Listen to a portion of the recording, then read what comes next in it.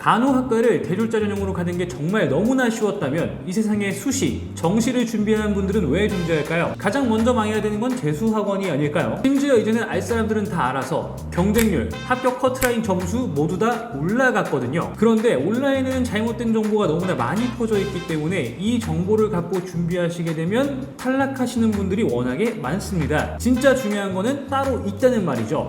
이 중요한 게 아니라 등이 훨씬 더 중요한 시대가 되고 있습니다. 안녕하세요. 교육제도 전문 채널 학중고TV 전문가 정인우입니다. 오늘은 간호학과 진학 방법 중에 하나인 대졸자 전형에 대해서 이야기를 해볼까 합니다. 예전에는 많은 분들이 몰랐지만 이제는 꽤 많은 분들이 알고 계시죠? 혹시나 모르는 분들을 위해서 간략하게 설명을 드리자면 전문대학교 간호학과에 신입학하는 1학년으로 신입학하는 정원의 특별 전형을 말합니다. 장점은 수능 최저 컷이 없고 평가 전형이 대부분 정량적인 평가 기준을 갖고 있기 때문에 전적대 100%로 모집하는 대학교의 경우 전적대 성적만 좋다면 진학을 할 수 있다는 장점이 있습니다. 오늘은 이러한 대졸자 전형에 대해서 여러분들이 꼭 아셔야 되는 정보를 알차게 준비해 왔으니까요. 구독과 좋아요 함께 부탁드리면서 영상을 시작해 보도록 하겠습니다.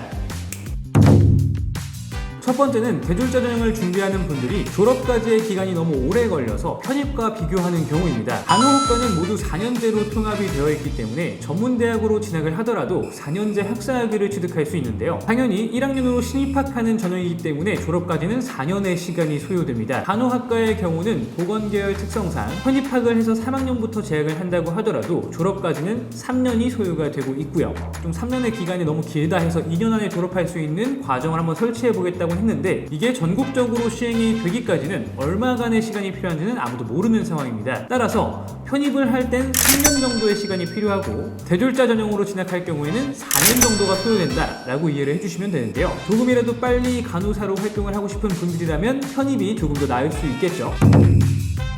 대졸자 전형은 전문대학교에만 지원이 가능하시고 편입은 4년제 일반 대학과 전문대학에 모두 지원할 수 있습니다. 하지만 조금 더 깊게 들여다 보셔야 하는데요. 편입학을 통해 진학을 했다고 하더라도 요즘 간호사의 취업 시장이 굉장히 척박한 환경이기 때문에 대학에서 학점 관리를 잘 하시고 졸업하시는 분들도 빅3, 빅5 대학병원에서 취업을 하기가 굉장히 어려운 환경이거든요. 때문에 애초에 진학한 대학교가 간판, 메인 밸류가 훌륭한 대학교에 진학한 것이 아니라면 성적 관리와 더불어서 취업 스펙도 같이 준비를 해주셔야 되는 상황인데요. 눈을 낮춰서 취업을 하시고자 하시는 분들이라면 크게 문제가 되지 않겠지만 성적 관리와 더불어서 취업 스펙도 같이 준비하고자 하시는 분들이라면 3학년 1학기로 편입을 하게 될 경우 간호학과의 기초 베이스를 건너뛰고 시작을 하기 때문에 기본 간호학이나 성인 간호학에 대해서 배우지 못한 채로 바로 3학년부터 시작을 하게 됩니다. 당연히 이런 기초적인 부분에 대한 공부는 따로 스스로 더 해주셔야 되기 때문에 대외 활동이나 취업 스펙 등을 쌓는 과정을 갖기가 조금 어려울 수 있습니다. 대졸자 전형을 통한 진학의 경우 1학년부터 재학을 하기 때문에 기초적인 걸 모두 다 배우면서 시작할 수 있다는 장점이 있고요. 또한 대부분의 대학생분들이 1, 2학년 때는 성적 관리에 대한 중요성을 잘 모르기 때문에 이때 성적을 좀 좋게 받아 놓으시면 3학년, 4학년 때 실습 나가실 때 좀 더 성적 관리가 편하게 진행될 수 있다는 장점이 있겠습니다. 이게 가장 중요한 궁금증이 아닐까 싶은데요. 대졸자 전형으로 지원하는 대부분의 전문 대학교는 100% 전적대 성적 혹은 성적 플러스 면접으로만 선발하고 있기 때문에 전적대 성적 100%인 대학교에서 성적이 높은데 학점은행대 출신이어서 불합격하는 일은 불가능하다라고 보시면 되겠습니다. 최초 합 성적과 최종 합 성적이 발표가 되기 때문인데요. 이 최종 합과 최초 합 성적 사이에 내 성적이 있는데도 불구하고 불합격을 했다는 건 말이 안 되겠죠. 성적 순으로만 모집을 하니까요. 다만 면접의 반영 비율이 높은 대학교의 경우 면접 성적에 대한 거는 공개를 하지 않기 때문에 내가 학종은행대 출신이어서 불합격을 할 수도 있겠죠. 하지만 대외적으로 어떤 대학교든 간에 우리는 학종은행대 출신이어서 안 뽑았습니다 라고 공표하는 대학교는 한 군데도 없겠죠. 실제로 여러 가지 커뮤니티, 입시 커뮤니티에서 합격 후기들이나 혹은 탈락 후기글들을 볼 수가 있는데요. 여기서 학종은행대 출신이어서 반드시 떨어지는 대학교가 있다거나 혹은 학종은행대 출신이어서 불이익을 받았다거나 하는 등의 글들은 본 적이 없는 것 같습니다.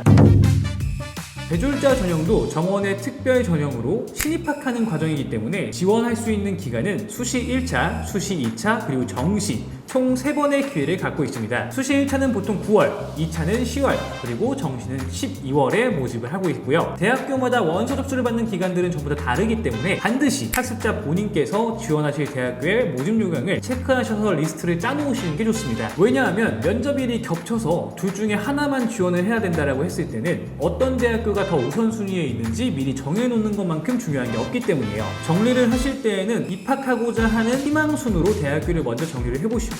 원서 접수 기간, 면접 일정, 그리고 모집 인원, 학년 경쟁률, 그리고 커트라인 점수가 나와 있다면 커트라인 점수까지 같이 비교해 주시는 게 좋아요. 여기서 어떤 대학교가 좋은 대학교인지 나쁜 대학교인지를 정하는 기준은 개개인마다 가치가 전부 다 다릅니다. 대단병원 혹은 대학병원의 보유 유무나 대도시 인근 대학이기 때문에 아르바이트를 구하기 편하다거나 혹은 인근에 있는 자취방의 월세가 저렴하다거나 여러 가지 기준들이 있겠죠. 여기서 나의 환경에 맞는 우선순위를 정해서 해당 대학교가 어떤 곳인지 찾아보는 과정이 반드시 필요합니다.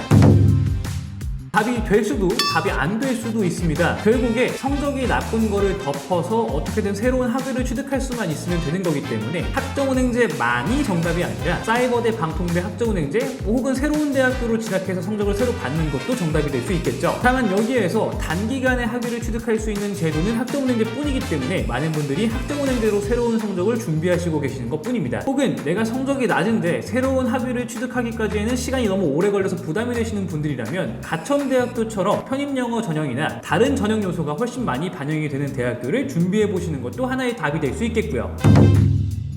예전에는 전적대 성적 100% 반영인 대학교들이 워낙에 많았기 때문에 성적만 준비하면 됐었는데요. 요즘에는 면접, 서류 전형 등에 대한 반영 비율이 높아지면서 이런 부분들까지도 같이 준비를 해주셔야 합격 확률을 높일 수가 있는데요. 따라서 자기소개서, 면접, 학업계획서 등을 구체적으로 준비해 보시는 게 아주 중요해졌습니다. 가장 기본은 나의 경험을 정리하는 겁니다. 내가 일생 동안 살아오면서 어떤 경험을 했었는지 쭉 나열을 해보는 거고요. 그리고 내가 정리해놓은 이 경험들 중에 내가 간호학과 혹은 간호사가 되기 위한 일련의 과정들과 관련이 있었는지를 다시 한번 정리하는 거죠. 왜 내가 간호사가 되려고 하는지, 어떤 간호사가 되고 싶은지, 왜 이 대학교에 지원했는지, 학교 생활에 잘 적응할 수 있는지, 뭐 이런 것들. 면접을 보시는 교수님들이 궁금해할 만한 면접 질문, 예상 질문들을 만들어서 스스로 내가 그거에 합당한 답을 찾아가는 과정이 반드시 필요하다는 겁니다. 또 한 가지 팁을 드리자면 성적이나 자기소개서만 준비하는 것보다는 간호사와 엮어낼 수 있는 경험들이 굉장히 중요한데요. 한 가지 예를 들어드리자면 봉사활동 등을 통해 나의